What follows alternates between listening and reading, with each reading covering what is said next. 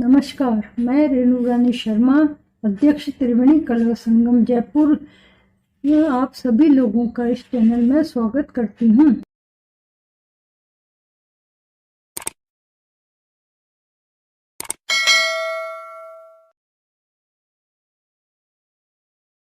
Mummy माँ हो गई, ये कल्चर गांव में भी पहुंच गई। इससे हमको बचना है।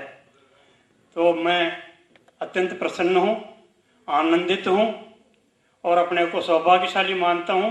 चाहे ऑडियंस कम ही हो, किंतु ग्रामीण संस्कृति के लिए जो प्रयास कैलाश जी कर रहे हैं, इनकी पुस्तक मैंने पढ़ी है, विरह के इंद्रधनुष, उसमें बहुत कुछ है। मैं गांव से इनको देखने के लिए आया हूँ और आप सबको धन्यवाद देता हूँ कि मुझको इतनी देर तक सुना।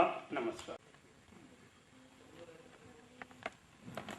वाह भैया वाह, आप तो मेरे लिए साक्षात भगवान हो। आपने मुझे बचा लिया। पर भाई तुम हो कौन और ये सरदार का वेश क्यों धारण कर रखा है? मैं पूछना चाहते हो? हाँ, बताओ। मैं एक कलाकार हूँ। कलाकार?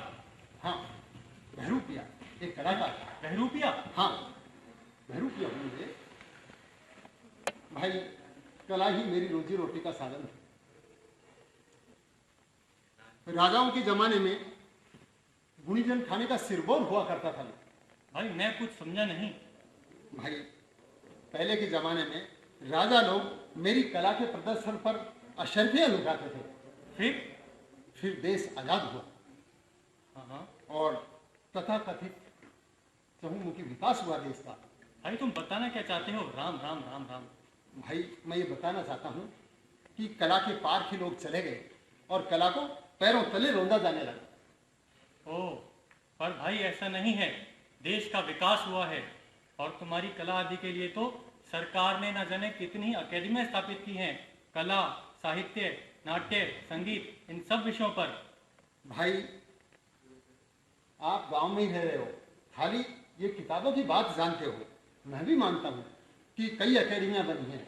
साहित्य अकेडमी, संगीत अकेडमी, ब्रज भाषा अकेडमी, राजस्थानी भाषा अकेडमी, केंद्रीय संगीत नाटक अकेडमी, बहुत सारी अकेडमियां बनी हैं। और इन अकेडमियों में बहुत सारी सुविधाएं हैं। बड़े बड़े पद बने हैं। सरकारी अफसरों को मोटर और बंगलों की सुविधाएं दी गई हैं। परंतु कलाकार की स्थिति क्या है पता है? कलाकार की स्थिति? भाई मैंने तो इन लोगों को टीवी पर और बड़े बड़े प्रोग्रामों में चमकदार कुर्ते पजामे पहने हुए देखा है। भला ये लोग कोई छोटी जगह थोड़े ही रहते होंगे। राम राम राम राम। भैया, तुम्हें शायद राम राम के अलावा कोई चीज पता ही नहीं है। क्या कह रहे हो भाई? भाई, समय बहुत बदल गया है और कला और कलाकार, कितने बड़े बड़े कलाकार हैं हमारे हिंदुस्तान में, हमारे गांव में। चाहे कुम्हारी कला हो, चाहे मूर्ति कला हो, चाहे चित्रकला हो, चाहे संगीत हो, चाहे नाटक हो, चाहे भांड कला हो, ऐसे कलाकार आज भले ही से देखने के लिए आपको लगे कि ये बड़े बड़े चमकदार कुर्ते पहने हुए हैं और प्रोग्रामों में जा रहे हैं, लेकिन उनके पेट की भूख को कोई नहीं देख सकता। वो तो उनकी मजबूरी है कि ऐसे कपड़े पहन करके उनको वहां जाना पड़ता है। तुम्हें पता कि कलाकार, बड़े बड़े कलाकार कहाँ रह रहे हैं आज? भाई वो सब नहीं मालूम, लेकिन तुमने सरदारगिरी क्यों शुरू की? भाई, मैं ये बताऊं कि पहले तो कि वो कलाकार आजकल कच्ची बस्तियों और झुग्गी झोपड़ियों में रह रहे हैं। अच्छा। हाँ, और रही मेरी सरदारगिरी शुरू करने की बात, तो मैं क्या करता?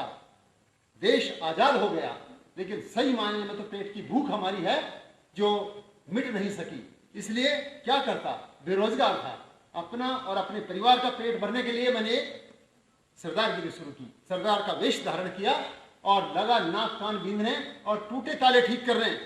लेकिन क्या कलाकार हूं ना, मैं कला को परखने में खो गया और लोग बाग मुझे गलत समझकर पीटने लगे। राम राम राम राम। भाई कलाकार, मैं तुम्हारी कला की कदर करता हूँ और तुमसे सहानुभूति भी रखता हूँ, और इसीलिए मैं तुम्हारी मदद करना चाहता हूँ। चलो, कोई तो मिला मेरी मदद करने वाला, मुझसे सहानुभूति रखने वाला। लेकिन हाँ। भाई, एक बात बताओ, हाँ? तुम मेरी मदद क्यों करना चाहते हो? अरे भाई, तुम्हारी मदद में मेरा भी स्वार्थ है। मेरी मदद में तुम्हारा स्वार्थ? मैं हाँ कुछ भाई, समझा नहीं। चौंको मत। इसी गांव में मेरा एक चचेरा भाई हलवाई की दुकान करता है और वो अपनी बीवी के साथ लंबे समय के लिए तीर्थ यात्रा पर जा रहा है। अब मैं ठहरा पूजा पाठ करने वाला सीधा साधा आदमी, मेरे ऊपर वो ये दायित्व छोड़ के चला गया है। इसी धर्म संकट के बारे में सोचता सोचता जा रहा था कि सहसा रास्ते में तुम मिल गए। भाई एक बात बताओ, हाँ क्या तुम्हें कुछ ज्ञान है हलवाईगिरी का? अरे भाई, एक कलाकार को हर चीज का ज्ञान होता है, अच्छा, अभी तो वो कलाकार होता है। हैं? हाँ जरा कुछ दिखाओ। दिखाता हूँ, एक नमूना दिखाता हूँ, हाँ हाँ जरूर, फिर तो मानोगे ना मेरे को। बिल्कुल। चलो अभी दिखाता हूँ। दूध गरम, गर्मा गर्म जलेबी। अरे कहाँ है जलेबी, जल्दी दो। जल्दी दो, क्या क्या काम करता है? अरे मांगता हूँ जलेबी और दूध। अरे वाह, जीन्स पहन रखी है, शर्ट पहन रखे हैं, पढ़ा लिखा है, फिर भी मांगता है। जलेबी लेगा या उससे कुछ नीचे भी चलेगा? अरे तुम वो तो दो। अरे भाई, नहीं है यहाँ जलेबी, आ गया। नहीं है? हाँ तो तुम भी चलो, मांगेंगे साथ में मिलके। अरे चल भाग। देखा?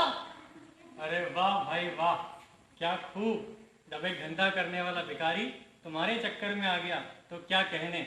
मुझे पूरा विश्वास है कि तुम ये दुकान मुझसे भी बेहतर तरीके से संभाल सकोगे।